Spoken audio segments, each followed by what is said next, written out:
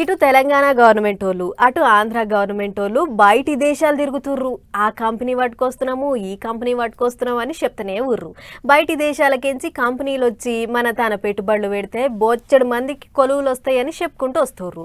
చెప్పుడే కానీ కంపెనీలు వచ్చింది లేదు, పని ముంగడ పడ్డది లేదు అని అంటారా? ఎందుకు లేదు, గీ వార్త చూడుర్రి తెలుస్తుంది. బయటి దేశాల పెట్టుబడులతోని మనోళ్లకు ఎంత ఫాయిదా ఉంటుందో ఎరికైతుంది మీకే. రైట్, మాటలు చెప్పుడు కాదు శాతలు చేసి చూపెడతాం అంటారు ఆంధ్ర గవర్నమెంట్ వాళ్ళు. సీఎం చంద్రబాబు నాయుడు సారు చిన్న సీఎం పవన్ కళ్యాణ్ సార్ కలిసిపోయి కాకినాడలో గ్రీన్ అమోనియా ప్రాజెక్టుకు శంకుబండలు బాతిలు ఇయ్యాల. ఓ ఏడాదిలో ఏం లేకుండా పనులన్నీ ఒడిపిస్తాం అనుకొస్తారు కూడా. 1000 కిలోమీటర్లు తీర ప్రాంతం ఉంటే ఒక 20 పోర్ట్లు రాబోతున్నాయి హబ్ అండ్ స్పోక్ మోడల్లో. ఇంకో పక్క భారతదేశానికి పెద్ద అడ్వాంటేజ్ ఉంది. ఎక్కడా ప్రపంచంలో ఎండుండే దేశం ఏదంటే భారతదేశం. ఇందులో నుంచి మీరు సోలార్ ఎనర్జీ వస్తుంది, కొన్ని ప్రాంతాల్లో గాలి ఉంది, విండ్ పవర్ వస్తుంది.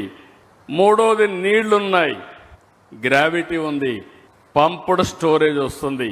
ఈ మూడు కూడా గ్రీన్ అమోనియాకి అనుకూలమైన వస్తువులుండే రాష్ట్రం. 13,000 కోట్ల రూపాయల ఖర్చు అవుతుందట దానికి.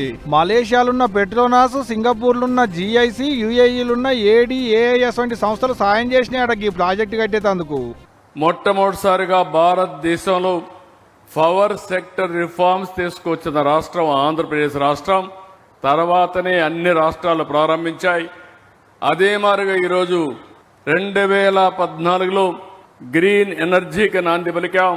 2025లో గ్రీన్ హైడ్రోజన్కి, గ్రీన్ అమోనియాకి నాంది పలికామని చెప్పి కూడా నేను మీకు తెలియజేస్తున్నా.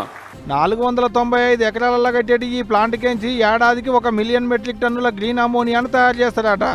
అంతేకాదు ఈ ప్రాజెక్టుతోని 2600 మందికి కొలువులు దొరుకుతాయట కూడా. కాకినాడలోని 495 ఎకరాల విస్తీర్ణంలో ఇది ఏర్పాటు కానున్నది. సంవత్సరానికి 1.5 మిలియన్ మెట్రిక్ టన్నుల గ్రీన్ అమోనియా ఉత్పత్తి లక్ష్యంగా నిర్దేశించబడింది.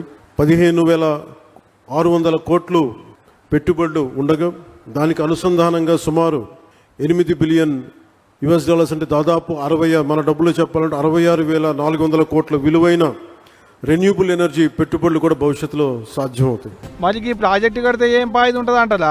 ఎందుకు ఉండదు, చదువుకున్న వాళ్ళకు కొలువులు దొరుకుతాయి, సర్కారు వాళ్ళకు ఆమ్దాన్ వస్తుంది. అందుకనే ఇట్లా దేశాలు తిరిగి పెట్టుబడులు పట్టుకొచ్చినాం అనేది గవర్నమెంట్ వాళ్ళు అంటున్న మాట. మరి చూడాలే పనులు ఎంత రూపాయి మీద అవుతాయో అనేది ఇక రేపు